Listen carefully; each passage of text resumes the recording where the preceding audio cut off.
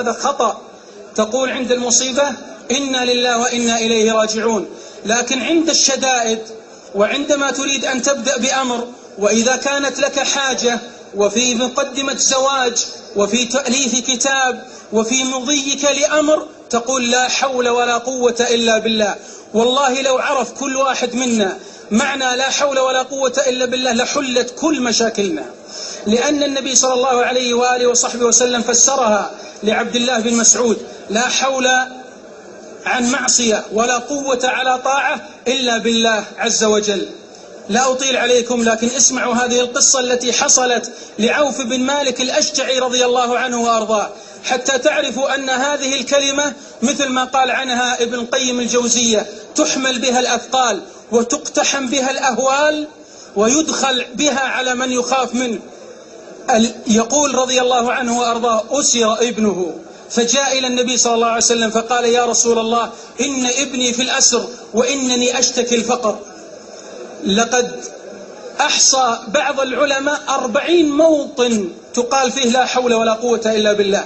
انظروا إلى هذا، يشتكي الفقر وابنه في الأسر. فقال: يا رسول الله، أريد الحل، أشغلتني أمه بالبكاء. فقال النبي صلى الله عليه وآله وصحبه وسلم: كرر لا حول ولا قوة إلا بالله، لأن في البخاري ومسلم قال: هي كنز من كنوز الجنة، هي كنز من كنوز الجنة. إذا فهمت إيش معنى كنز، الجنة كاملة كنز، ولا حول ولا قوة إلا بالله كنز في الجنة، يعني من نفائسها.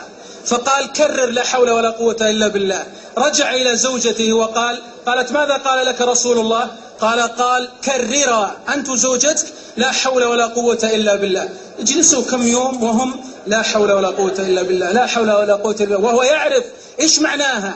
يعني لا يطلق من السجن ولا يخرج من السجن، يا من له سجين يريد أن يخرج عليك بهذا. فكرر لا حول ولا قوة إلا بالله. وهم جالسين في البيت قالت الأم: والله إني لأسمع صوت مالك.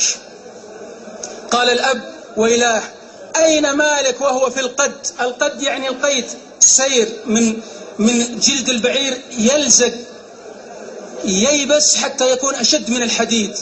قالت: والله إني أسمع صوته. فركض الأب وركض الخادم وفتح الباب، وإذا بابنهما أمامهما.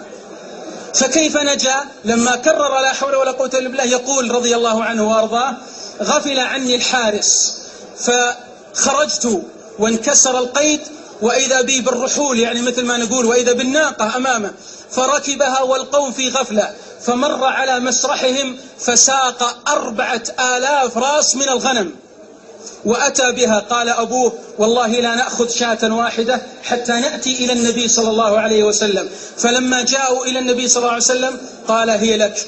ففك ابنه من الأسر وخرج غنيا بعد أن كان فقيرا. من أراد أن تخرج ما في نفسه من الوساوس، من أراد أن يقتحم الهم ويكسره، فعليه بهذه الكلمة. من أراد أن يخرج من بوتقة الدين، فعليه بهذه الكلمة: لا حول ولا قوة إلا بالله. يوصي بها النبي صلى الله عليه وسلم أكثر من 19 من الصحابة، أكثر من قول لا حول ولا قوة إلا بالله. ويقول لآخر: كنز من الجنة، ويقول لآخر: كنز من تحت العرش، ويقول لآخر: باب من أبواب الجنة.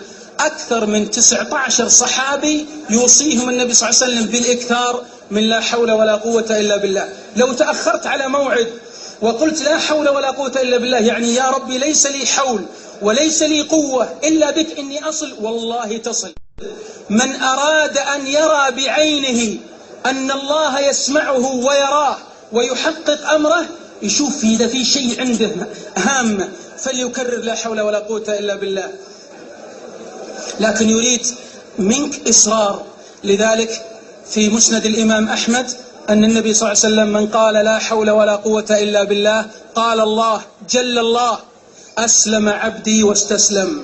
لأنك تفوض الأمر لله عز وجل